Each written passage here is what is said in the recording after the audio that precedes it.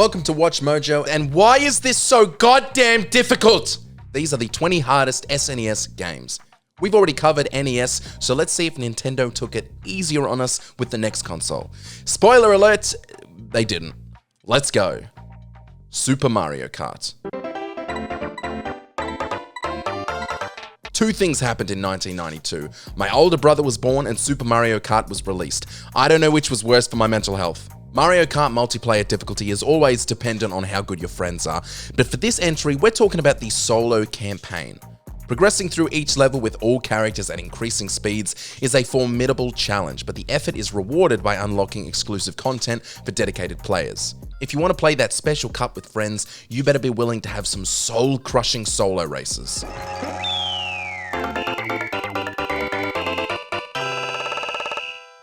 ActRaiser.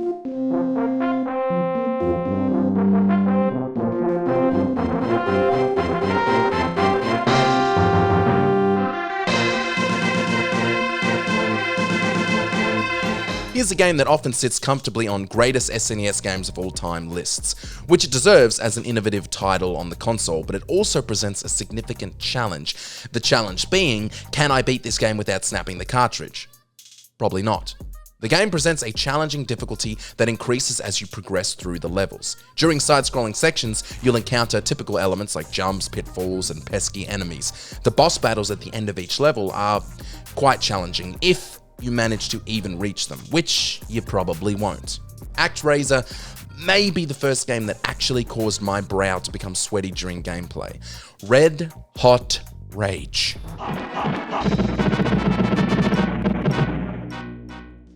The Simpsons' Barts Nightmare.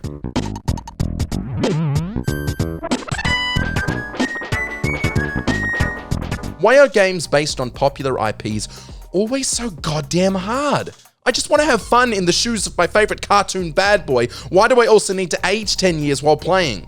Barts Nightmare is essentially a series of minigame levels, each requiring you to quickly learn new rules and scenarios. This can be frustrating, but what makes the game stand out is the unique challenge each level presents, both mechanically and conceptually. Some of these minigames rival bosses in Dark Souls, and some rival defusing a real-life bomb with zero training.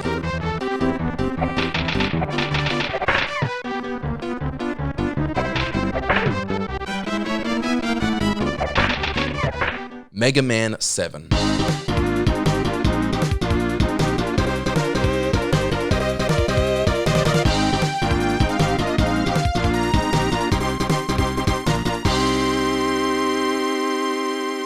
A sentence you'll rarely hear is, "Oh, I love that game and or a movie," but they really hit their stride with the 7th entry. For Mega Man, this could be true if their stride was aneurysm-inducing anger. Mega Man 7 deviates slightly from the usual formula by initially giving players only 4 bosses to choose from. Eventually, 4 more bosses become available, but you'll also encounter numerous sub-bosses throughout this demanding platformer. By the time you reach Dr. Wily at the end, you'll be at a significant disadvantage. You'll have to battle Bass again and every previously defeated boss before facing the final showdown, resulting in an intense button-mashing experience that will leave your thumbs sore for days.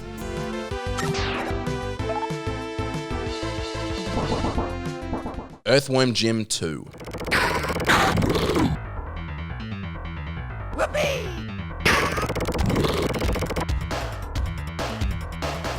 As one of the most beloved classic series of all time, people often forget that alongside the fun world and dope gameplay was a difficult learning curve that rivals Souls games made today.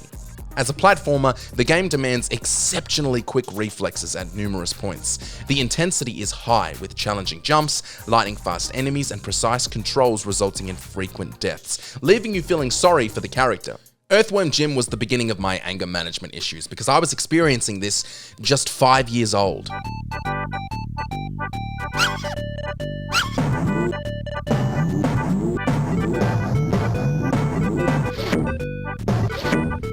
Way cool! Fire Emblem Thracia 776. Often forgotten as it was released deep into the SNES lifespan, coming out 2 years after Final Fantasy VII on the PS1, Fire Emblem Thracia 776 stands out as one of the toughest games in its series. The game can be relentlessly challenging, yet it maintains a sense of fairness in its difficulty, which sets it apart from games that are hard because of bad design. It's a demanding game in a rewarding way, unlike many other SNES titles on this list. The Seventh Saga.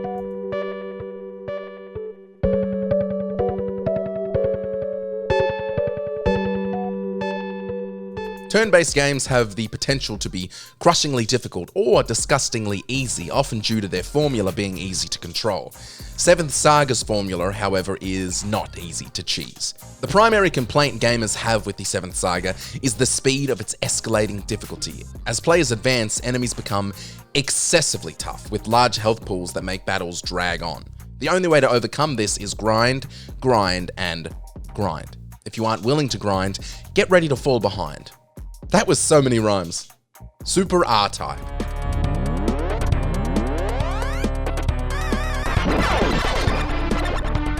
Although these games are known for their high difficulty, calling this one anything other than bullet hell would be inaccurate. The game falls apart because of its difficulty, rather than the difficulty informing the gameplay. The game bombards you with enemies, lasers, bullets, plasma blasts, and every other conceivable threat, all in one-hit, one-kill scenarios. You must constantly monitor the entire screen and strategically plan your moves. This was my strategy: turn it off and play Kirby's Fun Pack.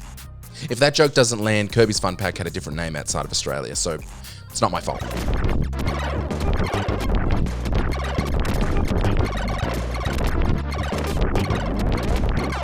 FZero.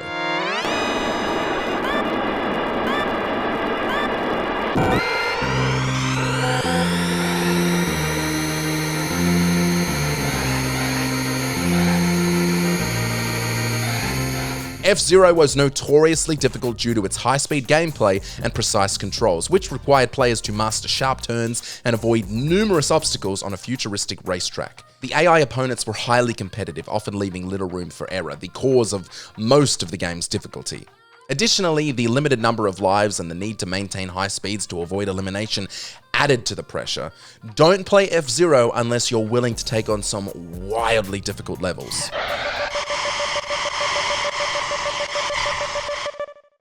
Prince of Persia.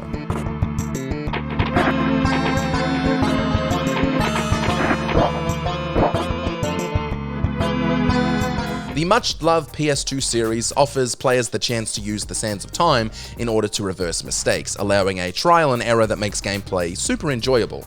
We wish we had this feature in the original, because you're gonna die a lot. The gameplay demands precise timing, where even a slight miscalculation can lead to instant failure. Every jump, step, dash, and combat action must be executed with exact precision, or game over. However, the most challenging aspect is the game's overall timer, which gives you only 120 minutes to complete it. I'll tell you what I can do in under 120 minutes. Throw the game through the window.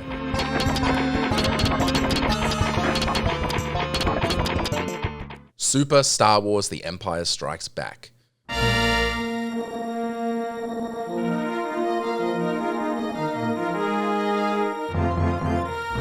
When LucasArts set out to make this game challenging, they went all in.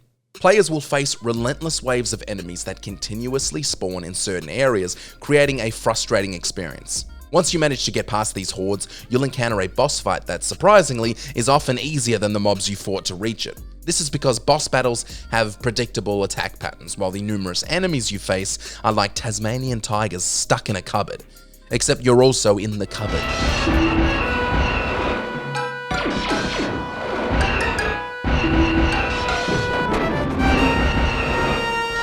Donkey Kong Country 2: Diddy's Kong Quest. I remember the Donkey Kong Country games fondly, but it wasn't until a recent playthrough that I realized just how difficult these games truly are, and it was only through years of brutal repetition that I can now beat them with relative ease. It's quite literally like riding a bike. As with any platformer, mastering the timing of your moves is crucial to avoid frequent falls and deaths. Deaths that made me scream like a gorilla.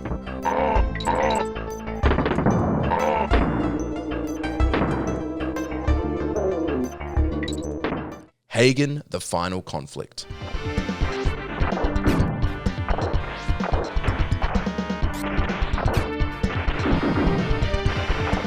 Chances are that even if you'd played all the entries we've discussed, you probably didn't play this game.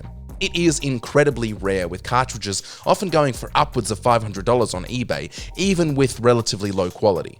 As you advance in the game, its complexity increases, which can become frustrating due to the relentless enemies. Players must maintain complete focus on everything occurring on the screen, with perfectly timed moves or their progress will come to a standstill. It's the deadly recipe still alive today. As you die, your focus shakes, causing you to die more, a snowballing process that often results in loads of swearing and smashing.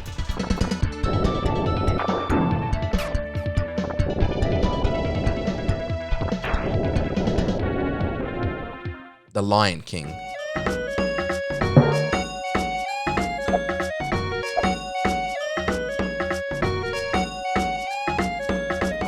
Do you want to hear a 16-bit instrumental of the first 20 seconds of I Just Want to Be King again and again and again? Well, boy, do I have the game for you. One major issue players faced with the Lion King game was its precise controls and mechanics, which often left them unclear about what they were supposed to do, like in the I Just Can't Wait to Be King level. The game's difficulty increases sharply as you progress, with the second level being particularly notorious among games on the console, despite it being designed for children. Take a wild guess at what the second level is.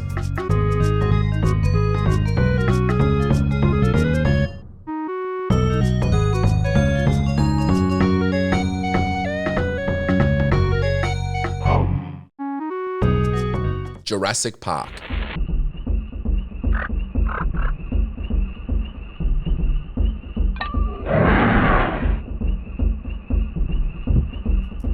Despite what you might expect, this game doesn't constantly bombard players with dinosaurs. It does, however, bombard you with Jurassic. Jurassic to my stomach, that is. Fuck you guys. It features a distinctive puzzle and ammo system that restricts certain types of ammunition for specific dinosaurs. This requires players to stay vigilant about their ammo, or they risk finding themselves defenseless. Additionally, the lack of guidance system means the players must navigate the park by wandering aimlessly, which often results in an early death and a justifiable anger. Battletoads in Battle Maniacs.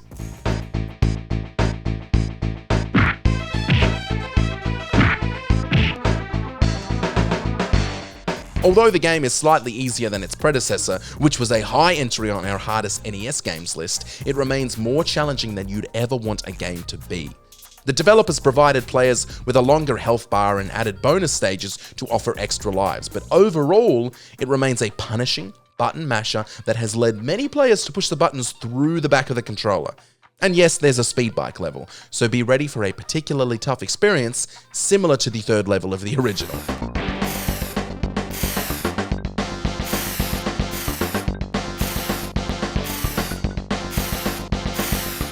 Contra 3, The Alien Wars.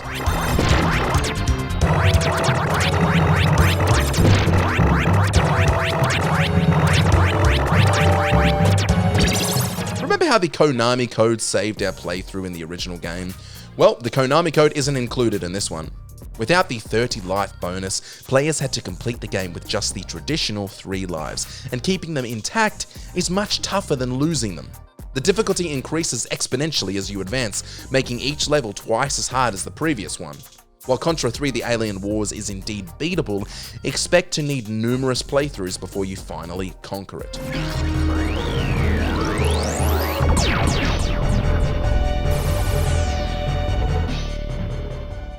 Super Ghouls'n Ghosts.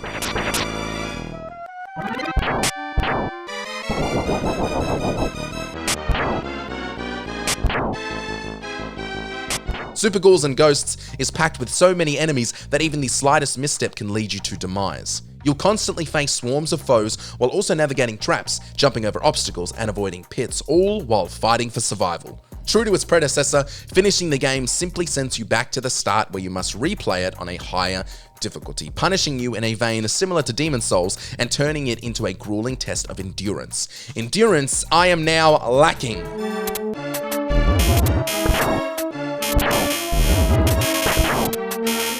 Zombie8 My Neighbors.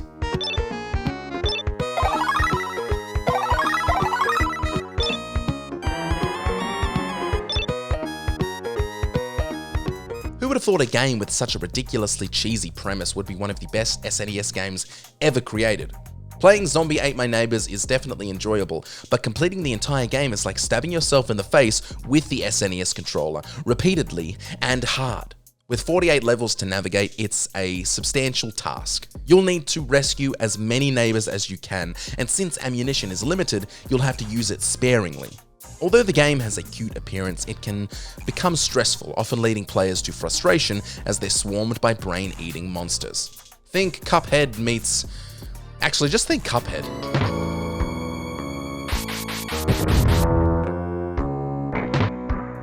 Before we continue, be sure to subscribe to our channel and ring the bell to get notified about our latest videos. You have the option to be notified for occasional videos or all of them. If you're on your phone, make sure to go into your settings and switch on notifications.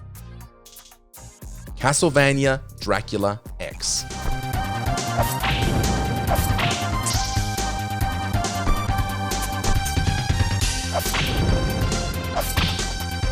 If you're familiar with the Castlevania games, you know they're not easy, but Castlevania Dracula X stands out as one of the more ball-busting entries of the series. Arguably, the most ball-busting. Either way, loads of busted balls. The difficulty largely stems from its platform and nature, where you'll be overwhelmed by enemies that frequently knock you into bottomless pits. Success requires precise timing, targeting the right enemies at the right moments, and perfect execution to ultimately defeat Dracula at the end of the game. The stinky garlic prick.